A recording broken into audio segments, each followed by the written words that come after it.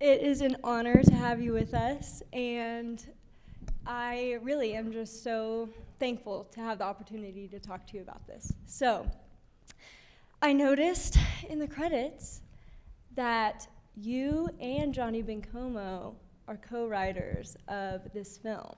So, a filmmaker and a songwriter, I think that makes a pretty powerful storytelling team. So, can you just give us a little insight into the backstory of this film, how you met Johnny, and how you came to create this project together?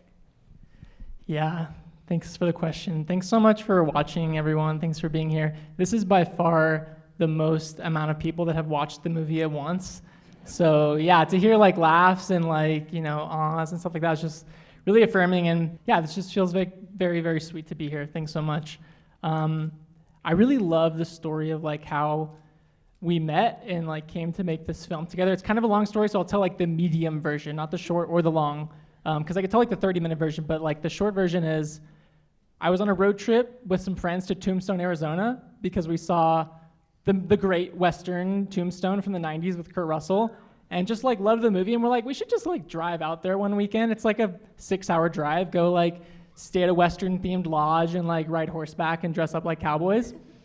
So we did that, and we stayed at this like Western themed lodge, and the night's entertainment one night was Johnny Bencomo, and he was playing a guitar with 18 strings. And since like learning about this, I've talked with musician friends of mine, and everyone's like, it's crazy. I've heard of like 12-string guitars, but never heard of 18 strings. And so I was instantly drawn into this guy because he was like, this is my guitar named Gracie. It's an 18-string guitar. It's one of 4 guitars in the world that has 18 strings. And I'm kind of sitting there like, I don't know if this is true or not. It might be just like this like cowboy myth that he's spinning, but either way, it's so interesting to me. And yeah, like, he played a set that night, and the entire room was just like zeroed in on him for 45 minutes, myself included. I didn't take my eyes off of him, and I just thought, this guy's like an incredible performer and musician, but he's also just like a really great storyteller in the classic sense of it. So he'd like play these songs, and then in between songs, he would like tell these like poetic anecdotes about the songs and then like seamlessly transition into the song. So I'm like, as a documentary filmmaker, I'm like, this guy would be an incredible character. He's like an undiscovered movie star. And so I like shyly approached him afterward and was like, oh my gosh, like I love your music. How can I hear more of it? And, he's like an older guy. He's like 75 at the time. And so he doesn't have like a Spotify or like, a QR code where you can like, look him up or Venmo him to tip him. He was just like, well, if you go get a bar napkin and write down your address, I'll mail you a couple CDs. And I was like, that sounds great, but like, how would I pay you for them? He's like, just look at the return address and you mail me back a check. I was like, good deal. I will do that. And he did that. He like stuck a check in the mail like the next day for me.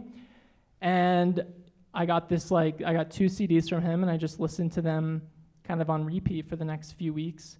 And through the lyrics, I felt like I was kind of getting to know this like lonely old cowboy guy who has this incredible gift to share with the world, but who lives out in this really small town and doesn't really have any means by which to share his gift. And so I tried calling him because he gave me his card and he didn't answer, and I left a voicemail, and I called him back, and like for like a month I'm like trying to get a hold of him to thank him and tell him how much I liked his music.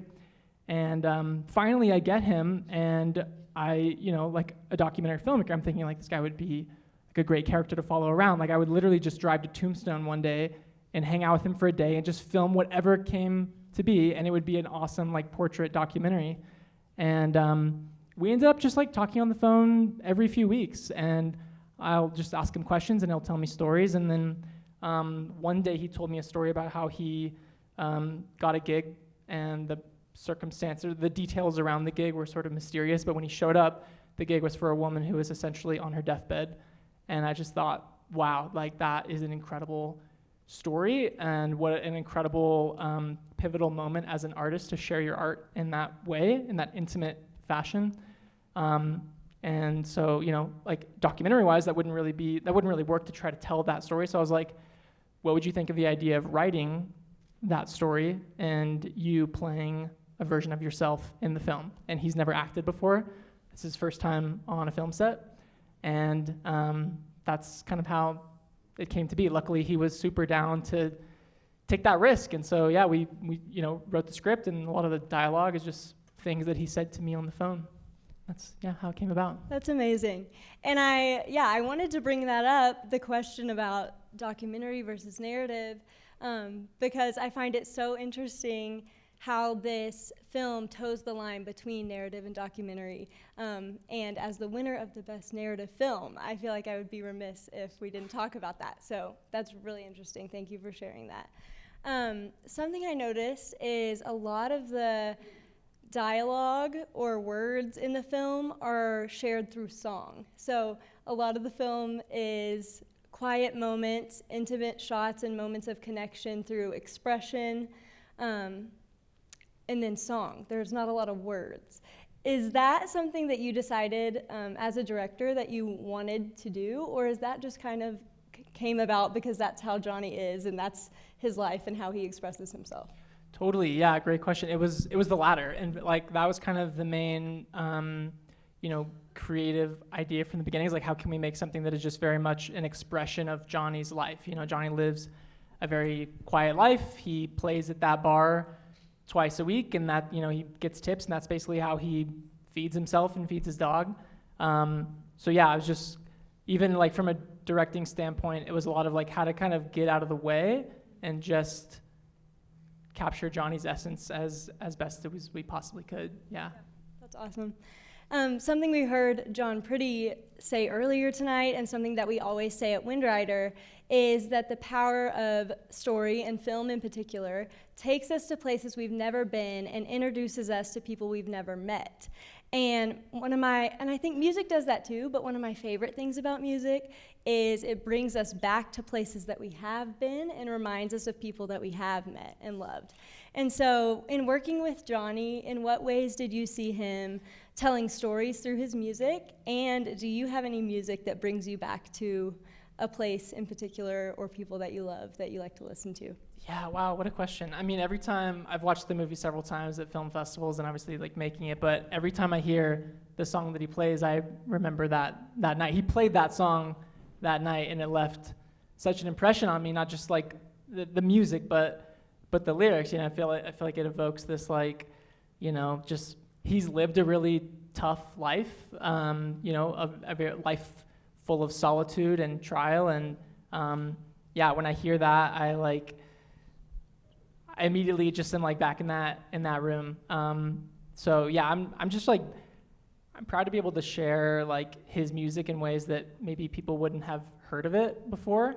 And yeah, like otherwise he plays to that bar, and then like, his music isn't widely available. So anyone that like hears the song and gets to experience his art is just like a huge gift to me. Yeah. I did look him up, and there's a cassette tape on eBay, if anyone's interested. I didn't know that. Like $13. I was tempted. Oh my gosh, I'm gonna get it. Yeah. So in the film, there's these two overarching themes, I think, and at first they seem kind of contradictory, but I think the more we think about it, they can go hand in hand, and that is loneliness and connection. So can you talk a little bit about how you express those two themes throughout the film? Yeah, that's a great question. I feel like, yeah, those things we tried to represent visually by showing just these vast landscapes. Johnny lives in this trailer, like at the edge of the desert, and the landscapes of Arizona are just like so beautiful and so photographic to me. So the idea that he is surrounded by this vast nothingness, but he craves this connection. We tried to show that by not only seeing him in the context of this environment, but also like when he is with people, we actually like for the first time like get close and try to like really focus in on these like extreme close-ups where it feels like you're witnessing this moment that is so intimate that you shouldn't be there, but you kind of like have this privilege of being privy to this conversation. So yeah, I think like visually just kind of playing with the extremes of that, the extreme wides and the extreme close-ups was definitely part of it for sure. Yeah, I love how at first I felt like Johnny seems kind of aloof, and we see him not have many words for the daughter outside of the bar, and he doesn't speak much, and so you're just trying to figure out, like, who is this guy? And then when he starts singing, and then you see him caring for his dog and caring for the daughter after the set is over, there's these glimpses of his character and his care, and so I just love the way that was showcased throughout the film. So I'm glad that came across. Yeah. Yes. And another thing that I saw him care for a lot in the film is his guitar, Gracie. And Gracie was a character in the film, if I may, that I surprisingly really related to. I found Gracie really relatable because Johnny is talking about her, and he's saying she's cracked and been pieced back together, and that's what gives her unique sound. And I think we all have those things in our lives, in those areas where we've been cracked and broken and put back together, and that's what gives us a unique sound and a unique song to sing. And so how do you relate to Gracie? How, and what is your unique sound that you try to bring to all your projects as a filmmaker? Wow.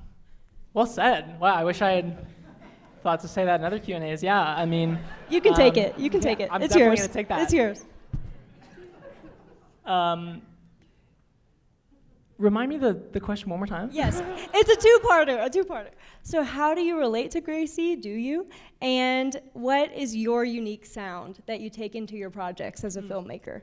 Yes, yeah. So for the latter, I feel like, I mean, this is like technically like a scripted film, right? Like it's a narrative film, but I mostly make documentary work. That's kind of like where my heart is and where like 95% of my time goes.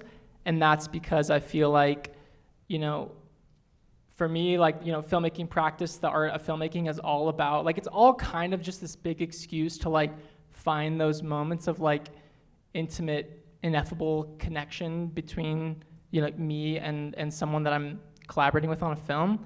And yeah, that was like the entire reason for even wanting to do this, was just realizing that Johnny is just like, he's kind of, I got that very much that sense of like brokenness and hurtness and loneliness through his music, but just thinking like to be in the same room as him, to like bring together this crew and these other actors to like allow him to share the beauty that has come from some of that brokenness, I think is something that like, yeah, I hope to like bring into any project I'm making, whether it's fiction or documentary. But yeah, the unique thing hopefully being able to see the beauty or like a gift that someone may have, and being able to then amplify that and share that with them through film to like a larger audience.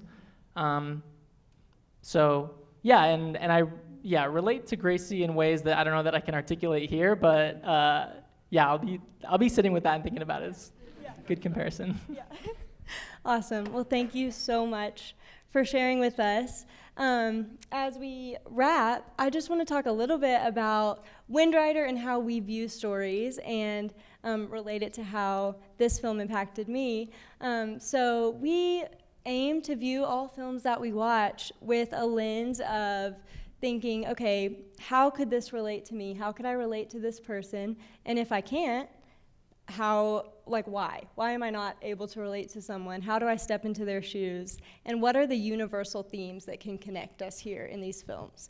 And when I was watching this film, I found a pretty immediate connection with the daughter.